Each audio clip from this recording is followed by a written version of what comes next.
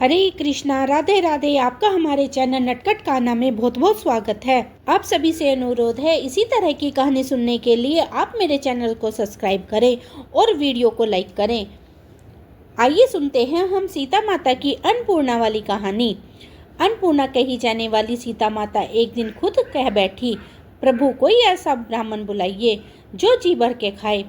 श्री राम मुस्कुराए और कहा, जब वह आएगा तब तुम पछताओगी। और फिर आया एक ऐसा ब्राह्मण जिसने 18 दिनों तक बिना रुके खाया और पूरी अयोध्या थक कर बैठ गई। क्या आपने कभी ऐसी लोक कथा सुनी है?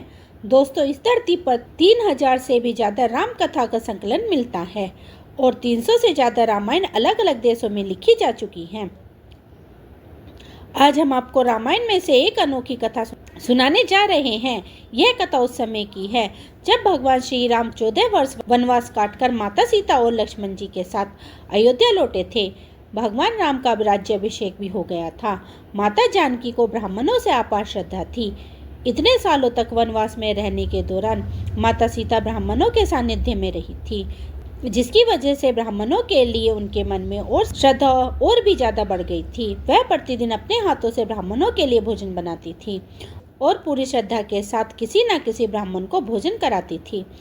किंतु एक दिन माता सीता भगवान राम से उदास होकर बोली, प्रभु मैं प्रतिदिन ब्राह्मणों के लिए पूरी श्रद्धा और प्यार से भोजन बनाती हूँ, लेकिन जब कोई ब्राह्मण भोजन करने आते हैं तो ऐसा लगता है कि वे पेट भरकर खाते ही नहीं, वे थोड़ा सा भोजन करते हैं और चले जाते हैं। कोई ढंग से भोजन ग्रहण नहीं करते। प्रभु कभी कोई ऐसा ब्राह्मण को बुलाइए जिसके लिए मैं रंग बिरंगे स्वादिष्ट भोजन बनाऊं और वे भी जी भर के भोजन ग्रहण करे। ऐसा मत कहो देवी, कभी कोई ऐसा ब्राह्मण आ गया तो आप भोजन बनाते बनाते थक जाओगी। अभी तक आपका असली ब्राह्मणों से सामना नहीं हुआ है। प्रभु यह क्या कह रहे हैं? कोई कितना खाएगा? खाएगा तो अपने पेट में ही। मैं तो पूरी बारात को भोजन करा चुकी हूँ। प्रभु आप जानते हैं ना कि जब हमारा विवाह हुआ था तो विवाह से पहले ही कितने सारे ऋषि मुनि वहाँ पधारे थे। 10,000 से भी ज्यादा राजा पहले से ही मौजूद थे और फिर सम्राट दशरथ अपने अधीन सभी राजाओं के साथ बारात लेकर आए थे। बड़ी बड़ी सेनाएं आई। ऐसे हालत में मेरे पिताजी चिंतित थे कि सब कुछ कैसे शांतिपूर्वक संपन्न होगा, परंतु मैंने ही सारे कार्य की जिम्मेदारी ली।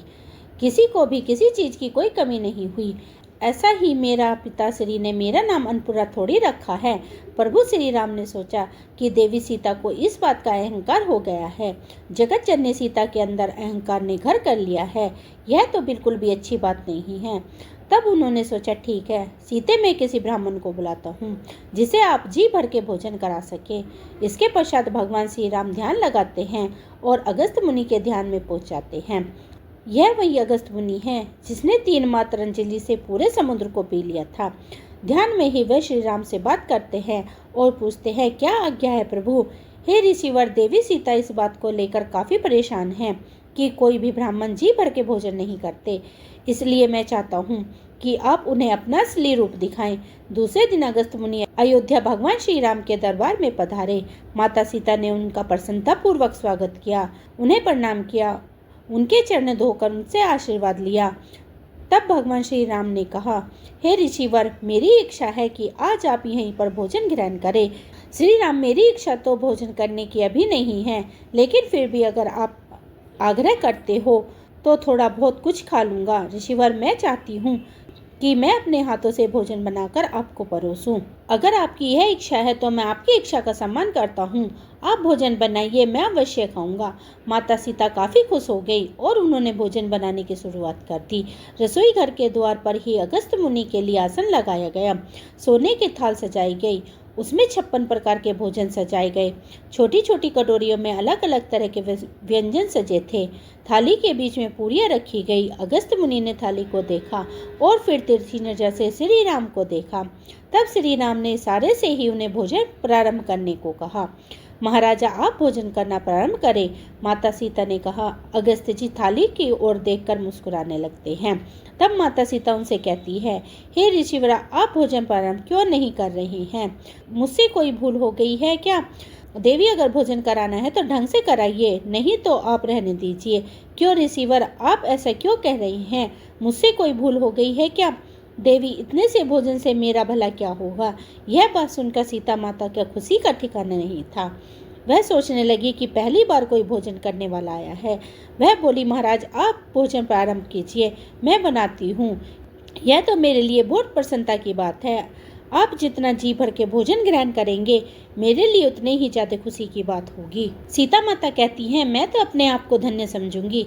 दिन के 11 बजे अगस्त ऋषि ने भोजन करना प्रारंभ किया था और शाम के 6 बज गए, लेकिन उन्हें अभी डकार भी नहीं आ रही थी। भाई, इन ब्राह्मण देवता का खाना तो रुकने का नाम ही नहीं ले रहा है। अगर अब तक की कहानी मजेदार लगी हो तो कमेंट में सीताराम लिखकर तुरंत एक लाइक कर दो और देखो आगे क्या होता है। जानकी जी ने कई बार आटा गूंथ लिया। शाम काल हो गई। माता सीता ने अगस्त ऋषि से पूछा, ऋषिवर कुछ और लाऊं? अगस्त मुनि ने जवाब दिया, अभी तो ठीक ढंग से शुरू नहीं किया है। देवी आप अभी से पूछने लगी? नहीं बाबा, ऐसी बात नहीं है, आप प्रेम से भोजन ग्रहण कीजिए, मैं अभी लाती हूँ। तब माता सीता ने गणेश जी की दोनों पत्नियां रिद्धि और सिद्धि का आह्वान किया। दोनों देवी माता को बुलाने पर हाजिर हो गई और बोली, माता आपने हमें कैसे याद किया? देखिए महाराज, अगस्त मुनि भोजन कर रहे हैं, चाहे कुछ भी हो जाए वे भूखे नहीं उठने चाहिए, इसलिए मैं आप दोनों की मदद के लिए बुलाया है। जैसे आपकी आज्ञा। माता सारे भंडार खोल दो, किसी भी चीज की कोई कमी नहीं होनी चाहिए। रिद्धि सिद्धि माता सीता की दासियां बनकर महाराज को परोसने लगी और अगस्त मुनि बड़े प्रेम से भोजन करते जा रहे थे। इसी तरह 3 दिन और 3 रात्रि व्यतीत हो गई, लेकिन उन्हें डकार तक नहीं लिया। अब रिद्धि सिद्धि भी परेशान हो गई। तब माता सीता ने भगवान गणेश का आह्वान किया। तब गणेश जी हलवाई बनकर आ गए और बोले, मैं देखता हूँ ऋषि अगस्त मुनि का पेट कैसे नहीं भरता, क्या वे मुझसे भी बड़े पेटू हैं? गणेश जी भी भोजन पकाने में लग गए। सब मिलकर भोजन पकाने में लगे थे। उधर ऋषि अगस्त्य का पेट भरने का नाम ही नहीं ले रहा था। तब गणेश जी परेशान होने लगे। तब 9 निधियों को बुलाया गया। सब मिलकर भोजन पकाने लगे, लेकिन महात्मा को डकार तक नहीं आ रहा था। 15 दिन पूरे हो गए, बिना रुके भोजन चलता रहा। अब सीता माता अगस्त मुनि के पास आई और सोने की थाली हटाकर बड़ी सी परात रख दी। अगस्त जी भोजन किए जा रहे थे।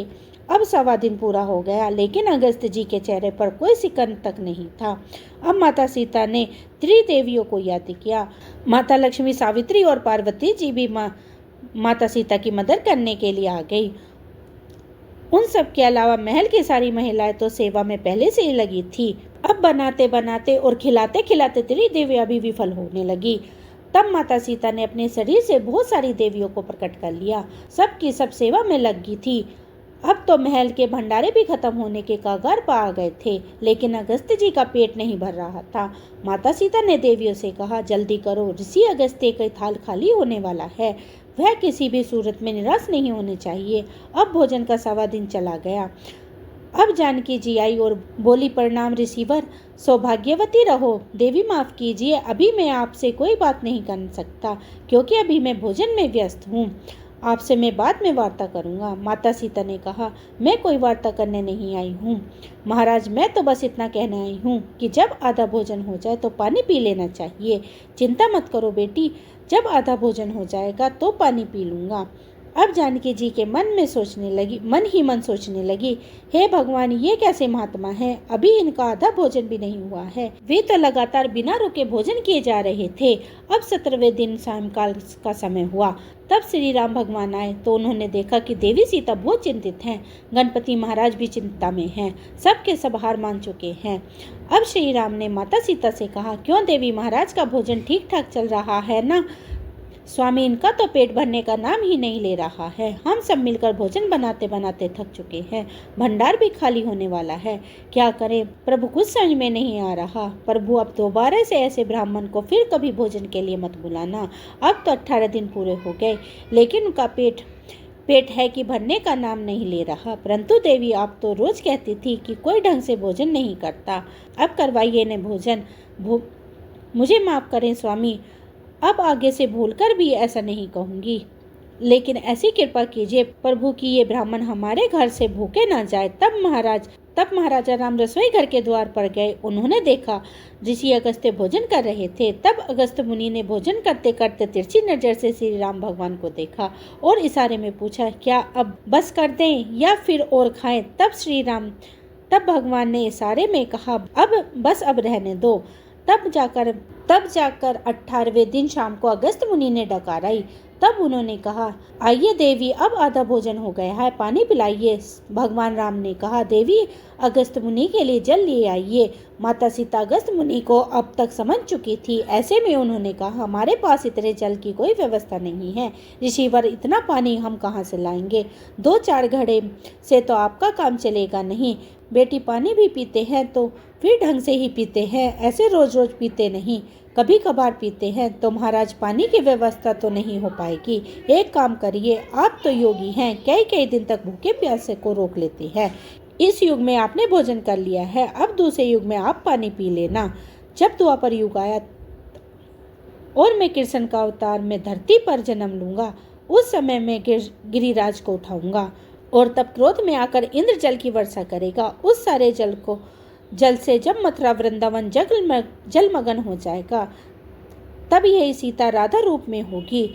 जब ये आपका आह्वान करेगी, तब आप आकर यह सारा जल पी लेना। ऐसी ही पौराणिक कथा सुनने के लिए आप हमारे नटखट चैनल को सब्सक्राइब करें, क्योंकि यहीं पर मैं पौराणिक कथाएं लेकर आती हूँ। तो आप हमारे चैनल को सब्सक्राइब करें और बेल आइकन को दबाना ना भूलें, ताकि अगला वीडियो आपसे मिस ना हो। मिलती हूँ एक और ऐसे ही नई कहानी के साथ। तब तक के लिए हरे कृष्णा या राधे राधे।